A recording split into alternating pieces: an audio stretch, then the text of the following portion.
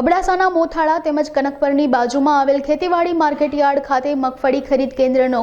ધારાસભ્ય પ્રદ્યુમનસિંહ જાડેજાના હસ્તે શુભારંભ કરવામાં આવ્યો છે, જેમાં રાજકીય તેમજ સામાજિક આગેવાનો તથા ખેડૂતો બહોળી સંખ્યામાં ઉપસ્થિત રહ્યા હતા।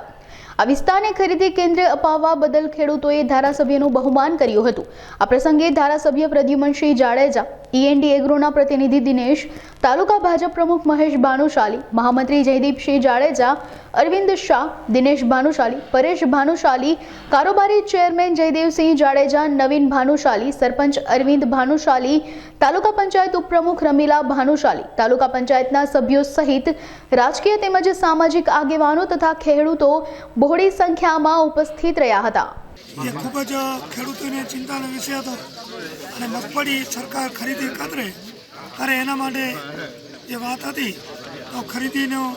સરકારશ્રીએ મંજૂરી આપી દીધી છે અને આજે કનક પર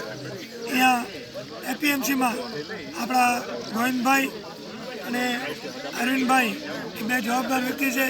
અને તમામ ખેડૂતો અને પાર્ટીના તમામ કાર્યકર્તા અત્યારે અમારા જયદીપસિંહ, દિનેશભાઈ,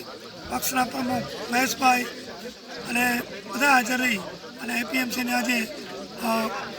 મૂર્ત કર્યું છે અને આજથી શરૂ કરવામાં આવ્યું છે, જેનાથી ખેડૂતને ગુણે 400 રૂપિયા 500 રૂપિયા જેવો એનો માલ એ પ્રમાણે મને એમને ફાયદો થવાનો છે। મગ હોય, મઠ હોય, એ બધી આજે ખરીદી અહીંયાથી શરૂ થશે અને જેનાથી ખેડૂતોને સારામાં સારો